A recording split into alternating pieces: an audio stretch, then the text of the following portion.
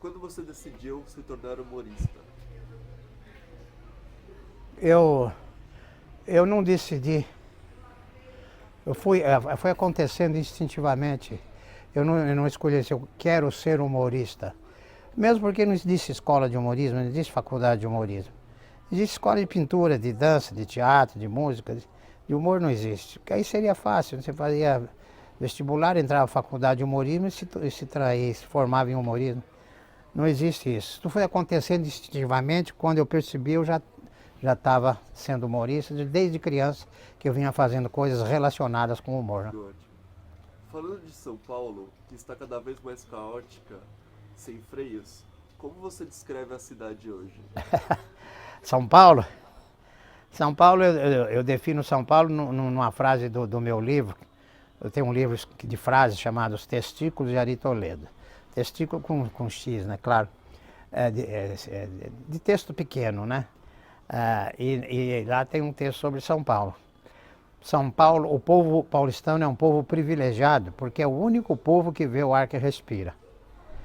E até os passarinhos em São Paulo acordam com os passarinhos acordam, a gente acorda com o barulho dos passarinhos tossindo. Então São Paulo é uma cidade que não vai parar nunca, né? Eu não vou pegar, talvez vocês peguem essa época, mas vai chegar um tempo aí que eu acredito que daqui uns 10 anos ninguém vai andar mais em São Paulo. O trânsito caótico, né? E só tem um jeito de melhorar esse trânsito em São Paulo. Seriam os verdadeiros corruptos desse país, entende? Se fossem efetivamente presos, o trânsito ia melhorar muito. Bom, você acha que vivemos em tempos insanos?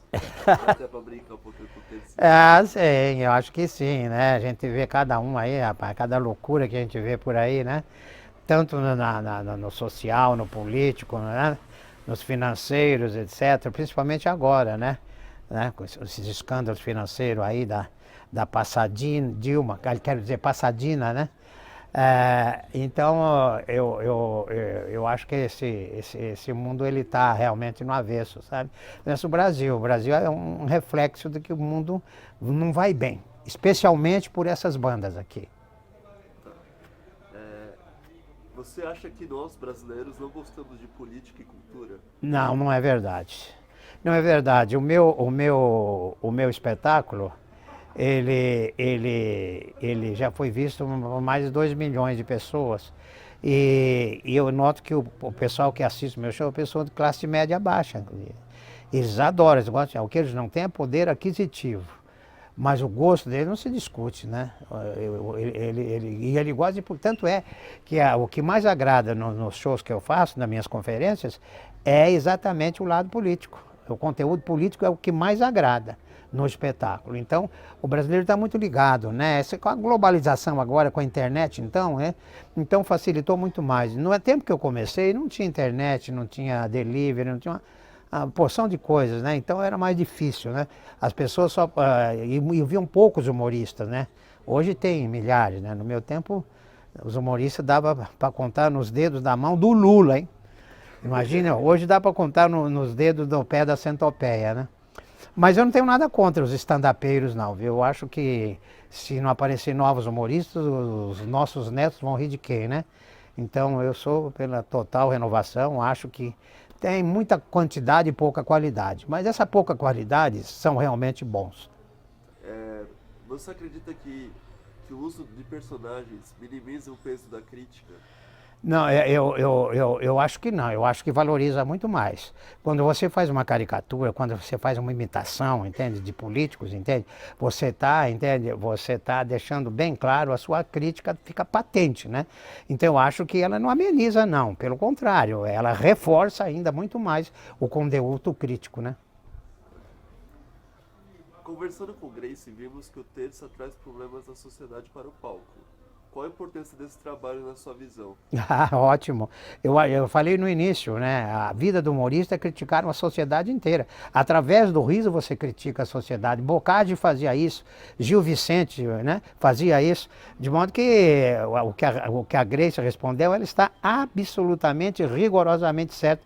Veja bem, no meu ponto de vista, é uma opinião muito tolediana. Acha que o brasileiro é um povo preconceituoso? É, ainda é, né? Claro. Dizem que não, mas é, né? A gente sabe que é, né?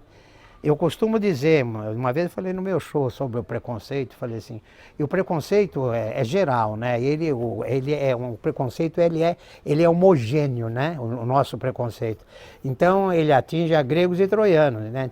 O preconceito é tão grande que eu disse numa frase do meu livro o seguinte: onde o preto não entra, o pobre também não entra. Onde preto não entra, homem pobre também não entra. Homem branco pobre também não entra. Então, essa pergunta aí eu respondo com a maior sinceridade, com a maior certeza. Estou rezando, torcendo para que um dia isso acabe, né? Mas eu acho difícil. Impossível não, mas muito difícil. Há limites do humor? Ah, Quais? o riso. Se você não atinge o riso, você atingiu o limite do humor.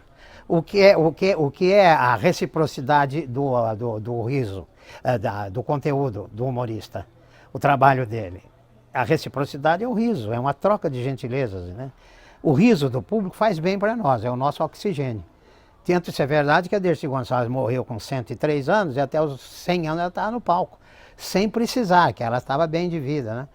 Mas ela não conseguia ficar fora do palco. Então, é uma necessidade, né, imperiosa que eu, por exemplo, a minha vida sempre teve tão intimamente ligada ao humor, que se eu não fosse humorista, a vida para mim seria absurda. Muito mais absurda do que eu acho. Eu até já acho muito, sabe? Então, se hoje eu sou um humorista conhecido, eu me transformei num humorista, a vida me levou para o humor, eu me tornei humorista não foi por uma vaidade de querer aparecer, tirar foto, dar autógrafo, uma necessidade imperiosa que eu tenho de extravasar a mim mesmo. E o que você acha do humor politicamente correto? Deixa eu só fazer uma pergunta antes. Você disse que na sua época você não tinha essa necessidade de holofotes e tal. E você acha que os humoristas hoje em dia, quer dizer, as pessoas em geral que querem ser humoristas, elas querem mais pelos holofotes? Porque hoje está meio que na moda, né? Tem a Porta dos Fundos. Eles usam esse recurso, que é bom. Inclusive, essa terminologia que eles usam, o stand-up comedy, que é a comédia em pé, né? Isso aí, ela tem origem brasileira, isso não é americano. Isso aí surgiu na década de 50, com José Vasconcelos, foi o pioneiro, o primeiro humorista a fazer um show sozinho. Depois do Zé veio o Ari Toledo, o Chico Anísio, o Juca Chaves, o Jô Soares, Costinha, etc. Então, esses rapazes, eles adotaram esse nome que é bonito, né? Stand-up comedy. Mas no fundo é um show de humor. E eles não usam cenário, eles não usam produção, nem mesmo maquiagem, só usam o microfone e a luz. Então isso aí eu já fazia há 50 anos que eu venho fazendo isso. Mas eles não sabiam disso. O que acontece, os americanos copiaram da gente, levaram para lá, né? E agora eles importam como sendo de raiz americana. Mas eles não fazem por mal, eles fazem por desinformação mesmo, eles não sabem. Pô, nessa época eles não tinham nascido ainda, quando se começou a fazer esse gênero, sabe? Então eles não fazem por mal, mas eu respondo para eles com a frase de Jesus na hora da crucificação: Pai, perdoe que eles não sabem o que falam. Bom, o que você acha do politicamente correto? Eu nunca me preocupei com o politicamente correto ou o politicamente incorreto. Essa é uma preocupação que eu não tenho. O humor que eu mostro, ele tem os dois conteúdos. Ele tem o politicamente correto e o politicamente incorreto. Agora, os dois levam a um caminho só, um objetivo só, um escopo só, que é levar o riso às pessoas. Se ele é politicamente correto ou incorreto, o público vai julgar. Eu deixo o público o melhor juiz é o público. Esse é que define, entende? Se é politicamente ou não. O importante, se ele é politicamente, entende? Ou incorreto ou correto, a resposta não depende de mim. Depende sempre do público. E eu não posso, entende? Contrariar o público. Eu lanço para eles, na minha crítica, o meu incorreto, o meu correto, e eles que julguem. A resposta, com 50 anos de profissão, tem sido sempre positiva nesse sentido. Você acredita que as pessoas estão mais sensíveis ou mais hipócritas? Não, eu não acredito em hipocrisia, não. Eu acho que eles são sensíveis, acho que eles são sinceros. Quando o espectador aplaude uma piada política, ele está sendo rigorosamente sincero, porque ele está sendo representado. Eu estou dizendo por ele aquilo que ele tem vontade de dizer, às vezes não tem oportunidade. Acredita que o Brasil é o país da piada pronta? Ah, sem dúvida, sem dúvida. Sai uma piada aí, um acontecimento, na mesma hora já se faz piada. O Zé Simão tem razão, é o país da piada pronta, ele é especialista nisso, entende? Vou te contar um negócio, com a experiência que eu tenho, eu já fiz show no Japão, na Europa, na África, nos Estados Unidos, né? E cheguei a concluir que o brasileiro é o país onde mais se cria piada. O brasileiro é o cara que mais faz piada e é o melhor ouvidor de piada. O brasileiro é que sabe ouvir piada, sabe contar, entende? O brasileiro é realmente um humorista por natureza, né? Num país de piadas prontas, né? Ele é realmente sensacional. O maior produtor de piadas no Brasil é o brasileiro. Eu mesmo estou com um repertório de 60 mil. Vou entrar para o livro do Guinness, inclusive. Isso aí, por que eu tenho isso? Eu tenho 60 mil, conheço outros aqui, tem menos, entende? Tem 20 mil, né? Porque o brasileiro é realmente um piadista por natureza, ele adora a piada. A piada nunca vai sair de moda. A roupa sai de moda, o calçado sai de moda, a joia sai de moda, o penteado sai de moda. Você está entendendo? Agora, a piada nunca sai de moda. Daqui a 50 anos haverá um grupo de pessoas contando numa rodinha piada, fazendo todo mundo rir. Eu me considero assim, por exemplo, um grande restaurador num país de piadas mortas. Eu me considero um grande restaurador desse gênero, desse tipo de piadas mortas. Que não existe piada velha, o que existe é gente velha que conhece as piadas. Quando você quer desmoralizar uma piada, você fala, essa é velha, como se fosse ruim. Não, a piada pode ser velha, mas pode ser boa. Por que as pessoas riem delas mesmas? O homem só ri do próprio homem. O homem ri do próprio homem. Isso Gil Vicente já deixa claro. O grande filósofo, né, o francês, Henri Bergson, ele diz isso, que a melhor motivação para o homem, para o riso, é o próprio homem, né? O homem ri do próprio homem. Isso é verdade. A pessoa, quando leva um tombo, quebra um braço, você ri. A pessoa que levou o tombo não ri. Isso ficava muito claro, Chaplin deixou isso muito claro. Quando o Chaplin apanhava do guarda, levava o pé na bunda do guarda, caíam, batiam nele, não? Então, a gente se divertia, eu era criança e me divertia vendo o Chaplin apanhar do guarda, levar a cacetada do guarda, né? Então, isso aí, eu estou dizendo tudo isso aí para você pensar numa coisa, entende? Que o riso é a melhor forma, o riso é a maneira mais sutil que as pessoas usam para se extravasar, entende? Por reações do cotidiano e também abrir novas perspectivas de convivência em sociedade. Bacana. O Ari ri de si mesmo? Claro, o Ari ri de si mesmo. Porque eu sou um homem comum, de objetivos comuns, ideias comuns. Eu, como todo mundo, vou ao supermercado, vou no banheiro, quero uma vida simples, de compreensão, de amizade. Eu saio na rua aí sem segurança, sem nada. O pessoal pede para contar piada, eu conto, entende? Porque eu gosto disso, eu já falei, né? O riso das pessoas, não é só do público que está no teatro, não. O riso de uma pessoa que eu conto uma piada e ele ri faz bem para mim, sabe? Então é uma troca de gentileza, uma troca, é uma reciprocidade ao riso que eu ofereço. Defina o humor em uma frase. O humor é o açúcar da vida, embora haja muito adoçante no mercado. Defina São Paulo em uma frase. São Paulo. São Paulo possui a maior rede de esgoto aberto do mundo que corta de norte a sul há muitos e muitos anos.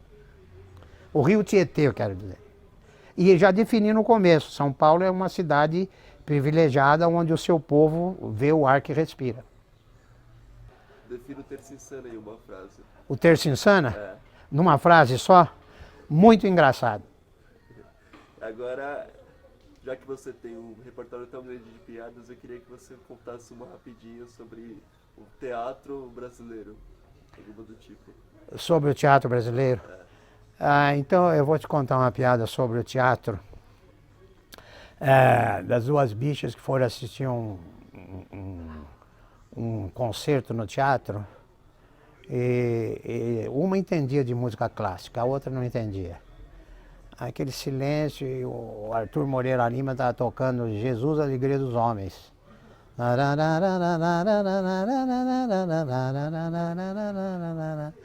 Aí falou baixinho para a outra, que música é essa? Aí falou baixinho, Jesus, Alegria dos Homens. Ele falou, nossa, ele também era.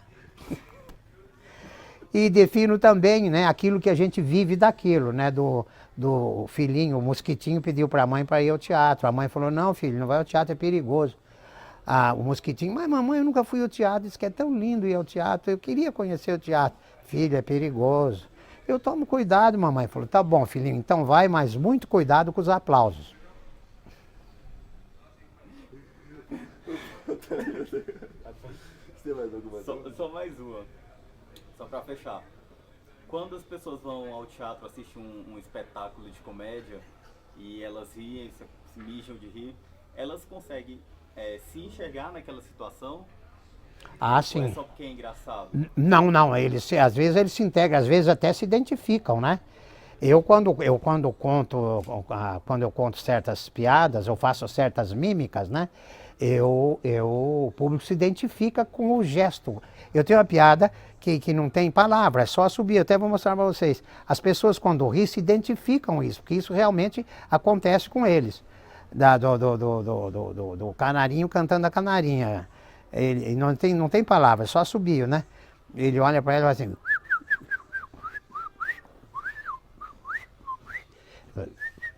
Foi embora. Depois de uma hora ela voltou lá arrependida, querendo dar para ele, começou a provocar ele na árvore, né?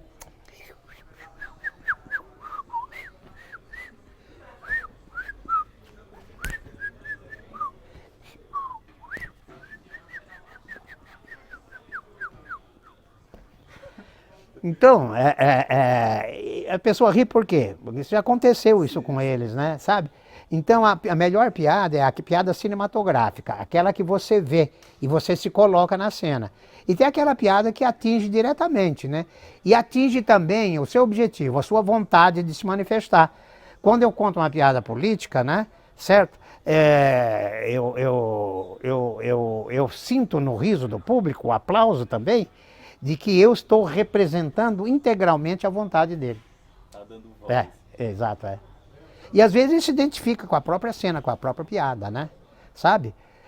Você vê, por exemplo, uma senhora aplaudiu, ela devia estar com esse problema em casa, né? Que o marido viu a classe média alta, viu a Dilma falando sobre economia, pedindo para economizar isso, economizar aquilo. Aí ele gozou a mulher, falou, tá vendo, velho? Tá me mandando economizar. Por que você não aprende a cozinhar, que a gente manda a cozinheira embora? Ela falou, e você que aprende a trepar, que a gente manda o motorista embora também. Então, ela aplaudiu, porque eu acho que aconteceu isso com ela, né? Mas o marido é um gozador, né? Então ela sentiu realizado. Ele disse por mim o que teria vontade de dizer para ele, né? Naquela hora. Se ele fala para ela, manda a cozinheira embora, se esse fato acontecesse mesmo, ela ia dizer isso também. É ótimo. Pra mim, muito bom mesmo.